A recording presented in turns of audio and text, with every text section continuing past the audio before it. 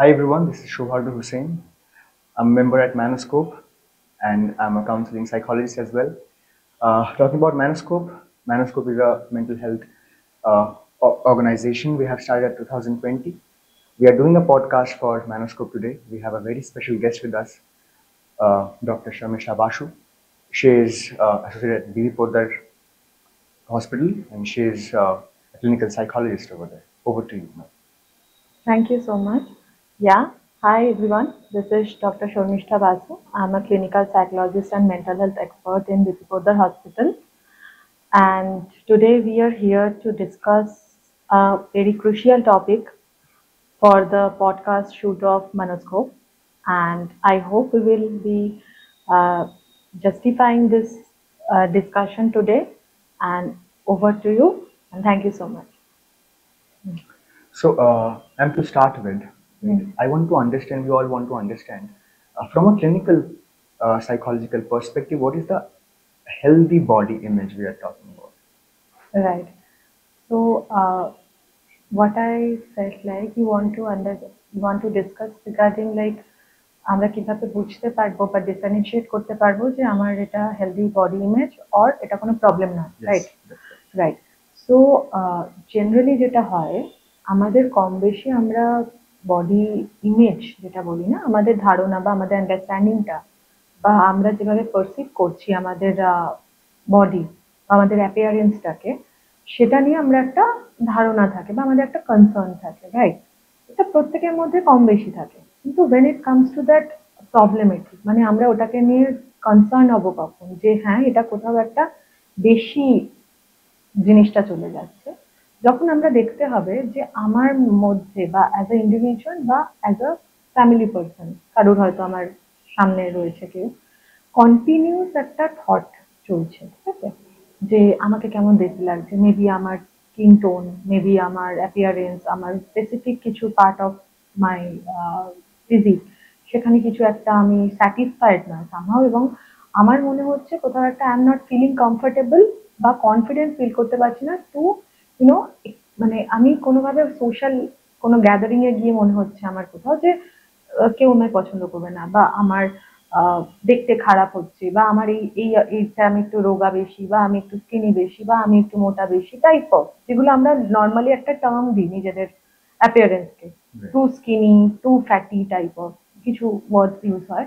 তো সেই জায়গাটা, ওই ধারণাটা যখন আমার মধ্যে কন্টিনিউ চলছে এবং আমি কনসার্নড হয়ে পড়ছি এবং কন্টিনিউয়াসলি দিনে আমি একটা মিররের সামনে অনেকটা প্রলং টাইম স্পেন্ড করছি এবং সেটা নিয়ে নিজের মধ্যে যে ইমপারফেকশন সেই জায়গাগুলোকে বেশি হাইলাইট করছি এবং সেটা নিয়ে একটা খুব লো সেলফ কনফিডেন্স আমার মধ্যে গ্রো করছে, সেটাকে কিন্তু আমার বলতে হবে ওভারঅল আমার মানে ডেলি ফাংশনিংটা কোথাও একটা হ্যাম্পার হচ্ছে।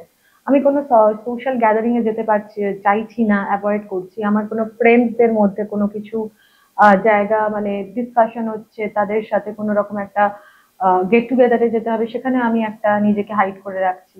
বা আমি গেলে হয়তো আমার ক্লোদিং বা আমার আহ, আহ, পোশাকটা যেভাবে আমি ডিজাইন করছি অ্যাজ ইট লাইক আমি specific area of my skin বা specific area of my body আমি সেটাকে একটা হাইড করার চেষ্টা করছি। তো সেই জায়গাটা আমাদের বুঝতে হবে যে এই মুহূর্তটা কোথাও একটা কনসার্নের জায়গাটা এসেছে এবং এটা নিয়ে আমাদের we need to discuss it more. Right. তো আমাদের এটা করতে হবে। Right. Right. So, talking about body image, hmm. which exact group, যদি আমরা কথা বলি স্পেসিফিক্যালি অ্যাডাল্টস বা ইয়াংস্টার্স বা চিলড্রেন, হুম। কাদের মধ্যে we see the more concern regarding body image? Right. তো বেসিক্যালি নাওয়াডেজ যদি আমি এই মুহূর্তে 2025 সালের কথা বলি, নাওয়াডেজ মোর টিনেজার্স, মানে যেটা আমরা অ্যাডোলেসেন্স পিরিয়ডটায় বলছি, teenagers as well as youngster, young অ্যাডাল্টদের ক্ষেত্রে এটা একটু বেশি প্রিভিলেন্ট কন্ডিশন হয়েছে। এবং তার কারণ হিসেবে আমি বলতে পারি টিনেজার্স টাইম থেকে, মানে ধরুন তাদের যে কিছু ফিজিক্যাল চেঞ্জেস, হরমোনাল চেঞ্জেস, আদার সাইকোলজিক্যাল চেঞ্জেস হয় এই মুহূর্তে কিন্তু খুব কমন বডি নিয়ে কোনোভাবে একটা কনসার্নড হওয়াটা, ঠিক আছে? এবং এই জায়গা থেকে কিন্তু ওদের গ্রো করছে, মানে যেটাকে আমরা বলি ডেভেলপড হওয়া শুরু করছে।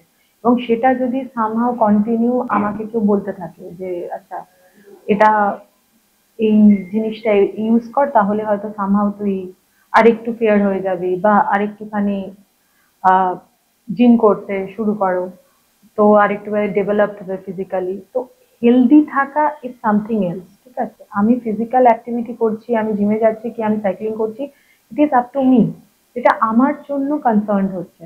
কিন্তু যখন জিনিসটা সামহাও এক্সেসিভ লেভেলে হয়ে যাচ্ছে এবং আমার ইন্টেনশনটা হচ্ছে I have to be perfect, right, এই জায়গাটা কিন্তু আমাদের বুঝতে হবে। এখানটাই কিন্তু একটা সরু লাইন, সেটা কিন্তু কোথাও একটা পার হয়ে যায়, সেটা কিন্তু আমাদের বুঝতে হবে, খেয়াল রাখতে হবে। Right. So, as you said, youngsters are a victim of this thing. So, আমি জানতে চাই যে what are the role of caregivers, how it looks like. Right, so thanks for the question. আমি এটা নিয়ে কথা বলতে চাইছি। কেয়ার গিভার্স এর রোল দেখতে গেলে, দেখুন, কেয়ার গিভার্স হচ্ছে এখানে family members, close friends, special someone বা টিচার্স হতে পারে, মেন্টার্স হতে পারে, যার সাথে আমি মানে মোস্ট অফ দ্য টাইম সেই মানুষটি বা সেই ব্যক্তিটা একটা কনভারসেশন ফ্রিলি করতে পারছে, ঠিক আছে? এবং মোস্টলি যেটা কোথাও একটা আমাদের সোসাইটাল একটা প্রেশার আসে, তো সেটা যেটা হয় যে কেয়ার গিভাররাও ইনিশিয়ালি বুঝতে পারেন না। Right. তারা হয়তো সামহাও ভাবছেন যে দিস ইজ ভেরি নর্মাল, তারা তাদের মতো করে জিনিসটাকে হয়তো সামহাও এমন কিছু বলে ফেললেন আননোয়িংলি যে এটা করো না, এটা হয়তো করতে নেই, বা এটা একটু ভাবতে নেই, লাইক অফ জাজমেন্ট। একটা ইনিশিয়ালি আমি হয়তো কনসার্নটা বুঝলাম না, কিন্তু আমি হয়তো আমার পার্সপেক্টিভ থেকেই জিনিসটাকে ওইভাবে বলে দিলাম। এবং তার অনেক ক্ষেত্রে যেটা ল্যাক করে from a care giver side, lack of communication. মানে যে ব্যক্তিটা ধরুন এই ধরনের জিনিসটা সবকিছুই তো আমাদের থট প্যাটার্নের ওপর ডিপেন্ড করছে, থট, এবং সেই মানুষটার যখন এই পার্টিকুলার বডি ইমেজটা কনসার্ন নিয়ে যে থটস গুলো তার মাথায় আসছে এবং সেটা সে কাউকে বলতে পারছে না, সামহাও একটা এফেক্টিভ কমিউনিকেশন নেই তার সাথে তার কেয়ার গিভারদের, তাহলে কি ও কিন্তু নিজের মধ্যেই সেই ওয়ার, টাগ অফ ওয়ার ব্যাপারটা চলবে। তো এইরকম একটা পরিবেশ বা এরকম একটা যদি আমরা এনভায়রনমেন্ট ক্রিয়েট করতে পারি অ্যাজ আ ফ্যামিলি, তো যাতে ও সেই ব্যক্তিটা ফ্রিলি তার কনসার্নটাকে ডিসকাস করতে পারে, নন জাজমেন্টটা ওপেন আপ হতে পারে, রাদার সোসাইটাল প্রেশারটা যে উনি কি বলবেন, তার পাড়া প্রতিবেশী কি বলবেন, এগুলো সব সেকেন্ডারি। কিন্তু প্রাইমারি যদি আমরা ফোকাসটা সেইভাবে করতে পারি, তাহলে আমি বলবো যে একটা ইনিশিয়াল স্টেজে কিন্তু অনেকটা অনেকটা রিজলভ করা মানে পসিবল রয়েছে। Right. So, do you think that media somehow influences this uh, so-called body image, what we know? এবং সেটা যদি করে থাকে, how and কতটা? ওকে, মিডিয়া বা সোসাইটাল পয়েন্ট অফ ভিউ থেকে আমি বলবো যে হিউজ ইম্প্যাক্ট করে, Right. Because we are in a digital এরা currently.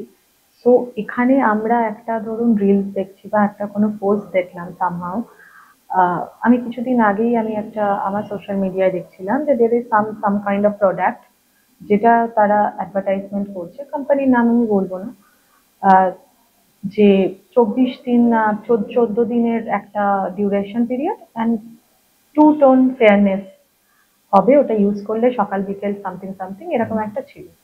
Look, this things from a business point of view এটা একটা তাদের কোম্পানির জায়গা থেকে দাঁড়াচ্ছে জিনিসটা, সেটা আলাদা চ্যাপ্টার।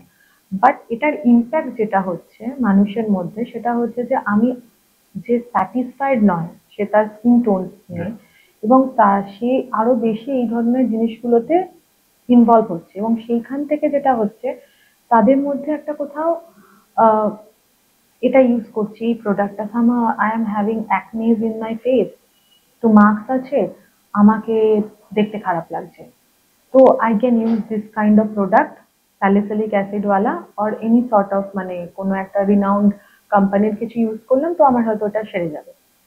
তো মোস্টলি যেটা হচ্ছে দে আর মোর এনগেজ ইন দিস ফিল্ড। আচ্ছা, এছাড়া যেটা হয় সেটা হচ্ছে ধরুন আপনিও দেখবেন যে আমরা যেসব ফিল্মস গুলো দেখি, সেখানে আমার একটা স্ট্যান্ডার্ড সেট করা আছে ফ্রম মেল অ্যান্ড ফিমেল।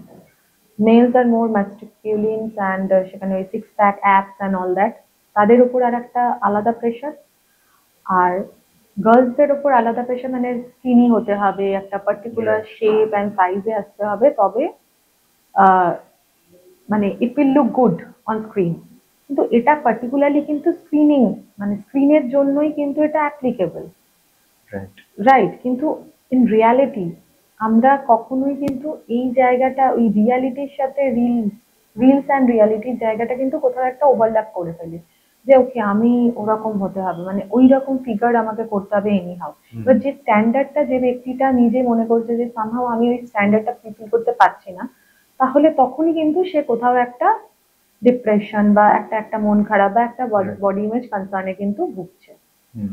তো এই যে সাইজেস গুলো, মানে আমাদের যে ড্রেস গুলো থাকে, small, medium, XL, triple XL, এগুলোও কিন্তু সামহাউ কোথাও যেন একটা স্ট্যান্ডার্ড মেনটেন করে, রাইট? তো সাইকোলজিক্যালি ও শিট, আমি তো এস সাইজে ছিল, এখন আমার এম সাইজ, তার মানে আমি একটু মোটা হয়ে গেছি, বা সামহাউ সে আরো বেশি কনসার্ন হয়ে পড়লো, ওয়েট দেখছে বারবার, খাওয়া দাওয়ার একটা মানে খাবো না, যেখান থেকে একটা সাইকোলজিক্যাল প্রবলেম, ইটিং ডিসঅর্ডার বা অ্যানোরেক্সিয়ার জায়গাটা গ্রো করতে শুরু করে।